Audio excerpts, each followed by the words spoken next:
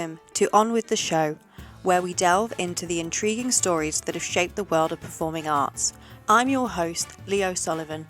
Join me as we explore the infamous Bolshoi Ballet Acid Attack on Artistic Director Sergei Filin, an incident that sent shockwaves through the ballet world, revealing the darker side of artistic competition. So without further ado, let's dive into the spotlight and explore the stories behind the curtain. This is On With The Show.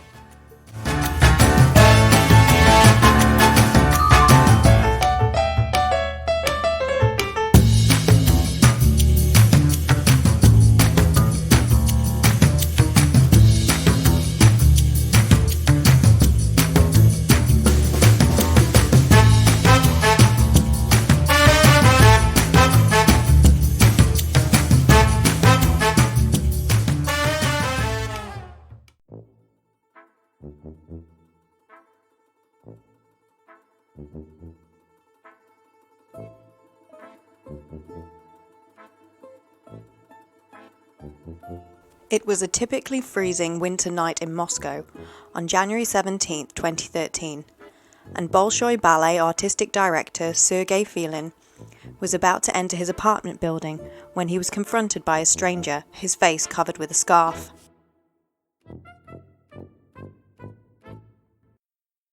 Filin had been receiving threatening phone calls for months, as well as having his car tyres slashed.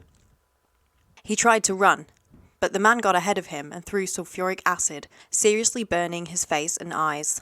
Filin described the pain as immense and instant. He began scooping up handfuls of snow and pressing it into his eyes and cheeks to relieve the agony. Helped by a passing security warden, Filin was rushed to hospital. After multiple surgeries, the doctors were able to save his partial sight in one eye. The other was left completely blind, and he had scarring from the burns that required skin grafts. Sergei Filin was born in Russia in October 1970. He began dancing at age 7, and at just 9 years old he was accepted into the Moscow Choreographic Institute, known more commonly outside of Russia as the Bolshoi Ballet School. In 1988, at 18 years of age, he was invited to join the corps de ballet of the Bolshoi Ballet, and in just 2 years he had risen to the rank of premier dancer. During his career, Filin also performed as a guest soloist with the Vienna State Opera and as principal dancer with the State Ballet of Georgia. From 2008 to 2011, he was the artistic director of ballet at the Stanislavski and Nemirovich Danchenko Moscow Academic Music Theatre. In 2011, he was appointed to serve as the artistic director of the Bolshoi Ballet. Filin's appointment as artistic director was divisive. According to performers interviewed for the HBO documentary Bolshoi Babylon, he danced with us. Then suddenly he was completely alienated from us. He brought in many new dancers who took our places. They forced us out. The divide between performers and management is very strong. There are often fierce arguments here. If you become a manager, you cross to the dark side. In the same documentary, Filin described a similar story. Before I became a director, I was on good terms with everyone. I had danced at the Bolshoi for 21 years. I'd never expected envy or serious conflicts. No cut ballet shoes, needles in point shoes, pins in my costume. Nothing like that ever happened. When I started as director, from day one, there was a completely different attitude towards me. It troubled me and made me nervous. There was unbelievable jealousy. In November 2012, a group of leading Russian cultural figures published a letter urging the Bolshoi management to dismiss Filin. The theatre's executive director, Anatoly Iksanov, told Russian television that Filin was uncompromising in his management style. If he thought a performer was unready to play a certain role or incapable of it, he would not let that performer do it. As tensions rose in the company, so did the divisions. Questions were raised about working conditions, pay, and company placings. The younger generation were with the trade union. The other half were connected to Sergei Filin. These two opposing sides danced together, talked to each other during warm-up, but their positions were different. The conflict reached its zenith in both the Bolshoi and the Russian media when Filin was attacked on his way home from the theatre. Various motives were presented by Russian police officials, primarily focusing on the personal hostile relations linked to professional activities. Initially, there was shock and sympathy from those within the Bolshoi. Filin was described as a colleague, a friend. However, as the police mounted an investigation, a different side began to emerge. Boris Akimov, ballet master at the time of the attack, said that this was an extension of the ongoing conflicts, only much more extreme. Dancers within the Bolshoi described it as a vicious time.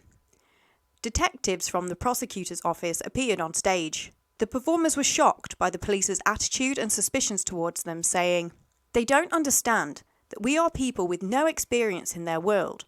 All this happened on stage, on our historic stage. For us, it is a sacred place to be treated with great care. They behaved like monsters. They talked to us like we were criminals." Detectives pored over interviews with those who knew Filin and developed suspicions about who would harm him. A series of spectacular raids were carried out pre-dawn in the Moscow suburb of Stupino, home to a compound of dachas that belonged to the Bolshoi. They then searched a flat that belonged to dancer Pavel Dmitrichenko, in the same block of flats in central Moscow where Filin lived and in whose courtyard the attack took place. March 2013, and 3 men stand accused of orchestrating and carrying out an attack on Bolshoi Ballet Artistic Director Sergei Filin, leaving him blind in one eye and recovering from horrific burns to his face caused by sulfuric acid. Those in the dock are Yuri Zarutsky, who is accused of the attack itself, Andrei Lipitov, who acted as Zarutsky's driver, and Bolshoi dancer Pavel Dmitrichenko, who police believe to have masterminded the incident. Pavel Dmitrichenko was born in Moscow in January 1984, the son of 2 professional dancers. In 2002, just like Filin before him, he graduated from the Moscow State Academy of Choreography and was accepted into the ballet company of the Bolshoi Theatre. He has stated that he never wanted to be a dancer.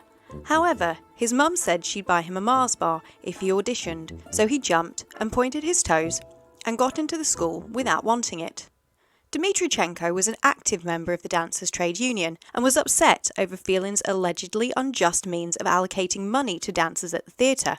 He complained about this to his longtime friend Yuri Zarutsky, who presented himself as a man who could solve anything. The police claimed that Dmitrichenko had paid Zarutsky 50,000 rubles, the equivalent of £1,000, to carry out the attack with Lipitov acting as his driver. Dmitrichenko denied this, claiming, "I never wanted to bring harm to a person. It's not true that I ordered him to throw acid at Filin." A discussion about beating Filin up had taken place. However, Dmitrichenko continued to deny any mention of acid.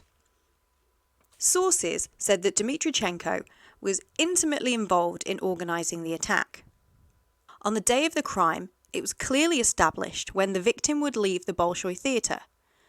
The organiser said Filin was heading home, where the attacker was waiting for him. When an interrogator asked Zarutsky about the crime, he allegedly said, "I don't want to talk about it."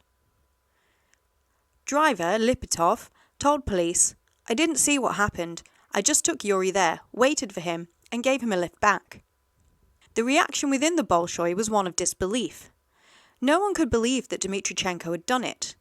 He was described as very direct, with one dancer stating, "I'd never have guessed it would end up like this."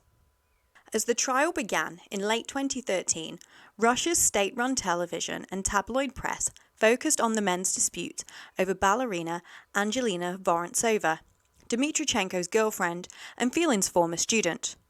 Dmitrichenko believed that Filin was stifling her career and was reportedly upset over Filin's refusal to give her the lead in Swan Lake, prompting comparisons to the Hollywood blockbuster Black Swan.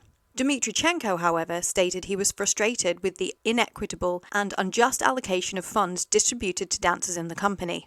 He accused Filin of favouritism when it came to allocating grants and stated that Filin surrounded himself with people who wouldn't contradict him and that there was corruption in the Bolshoi Theatre, all of which was connected to Filin, and went on to cite several incidents in which the dancers were driven to tears by his actions. As the trial continued, more revelations came to light about life inside the Bolshoi under Filin's directorship. In 2011, two ballet stars, Natalia Osipova and Ivan Vasilyev, had resigned in protest at the Bolshoi's new repertoire and the introduction of American dancers. Over 300 fellow Bolshoi dancers signed an open letter in support of Dmitrichenko, asking the judge for leniency and for Russian President Vladimir Putin to open an independent investigation, arguing that Dmitrichenko was pressured into his confession. The time has come for those people who directly worked and continue to work with two outstanding artists to speak out, they said in an open letter addressed to Vladimir Putin, other top officials and fans of ballet and theatre in Russia and abroad. For those who know Pavel Dmitrichenko, even the thought that he could have been the instigator and organiser of this crime, committed in such a brutal way, is absurd. The conclusions made by the investigation seem premature to us. The evidence unconvincing, and Pavel's confession, later changed, the result of strong pressure on him. Mikhail Lavrovsky, a choreographer and ballet teacher, was among several who said they did not believe that, despite his infamous hot temper, Dmitrichenko could organise the attack. Dmitrichenko is a normal person. I don't think he could have done this. He wasn't deprived of anything. This never happened in my day. You'd hit each other in the face in the dressing room, and that was that. For Filin, however, there was no doubt he was behind the attack. Speaking to Russian state television, he insisted he never showed any hostility toward Dmitrichenko. Every time, every moment, every meeting with Pavel Dmitrichenko was, for me, yet another threat, yet another demonstration of hostility. Dmitrichenko initially pleaded not guilty to masterminding the attacks, but quickly changed his plea to guilty. Yuri Zarutsky pleaded guilty to carrying out the attack, but he said he had acted alone. Zarutsky told the court that the acid attack was his own idea, and he had not told Dmitrichenko about his plans. Andrei Lipatov denied the charges of aiding Zarutsky by acting as his driver. On December 3, 2013, all three men were found guilty. Dmitrichenko was sentenced to 6 years, Zarutsky 10 years, and Lipatov 4 years. Following his surgeries, Filin returned to the Bolshoi, where he remained as artistic director until July 2015. Describing his time at the Bolshoi, he said, "I was a bit worried about returning to work at the Bolshoi. The most difficult part of being a director is managing people. It's always a battle, like being in a minefield. You'd like to leap over it, but you never know if it will be safe where you land." Working alongside Filin was Vladimir Yurin, the new creative director. Yurin is quoted as saying, "I believe my appointment wasn't the happiest day for Sergei Filin." Filin himself has stated, "I'm the same Sergei Filin I was before, not more wicked, not more vengeful. My heart and soul remain the same. But there is no joy in being a boss. Just hellishly hard work. Whatever you do, you never get any thanks. I made the wrong decision to go back to the Bolshoi." As of 2023, Filin remains at the Bolshoi and holds the position of director of the Young Artist Ballet Program. Pavel Dmitrichenko was released from prison after 3 years in May 2016. In October of that year, he was granted a building pass to the Bolshoi Theatre and returned for morning exercises. In April 2018, the opera company of the Bolshoi Theatre elected him as chairman of the Creative Trade Union Workers.